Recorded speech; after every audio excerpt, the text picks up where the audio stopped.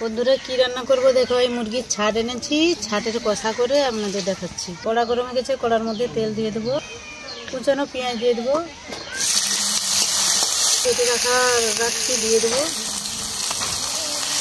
ওটা দিয়ে দেবো, পরিমাণ মতন হলুদ দিয়ে দেবো, স্বাদ মতো লবণ দিয়ে দেবো, কেটে রাখা ছাটটা দিয়ে দেবো,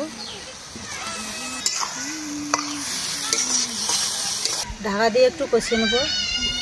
ছাটটা কষানো হয়েছে নাকি দেখে নেবো।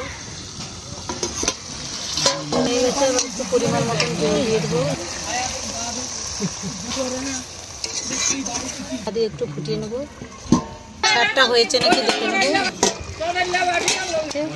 উপর দিয়ে একটু জিরা ধনের গুঁড়ো দিয়ে দেবো, গরম মশলা দিয়ে দেবো, উপর দিয়ে কেটে রাখা ধনে পাতা দিয়ে দেবো, আবার ঢেলে নেবো। এটা কীরকম হয়েছে আপনারা দেখে কমেন্ট করে জানাবেন।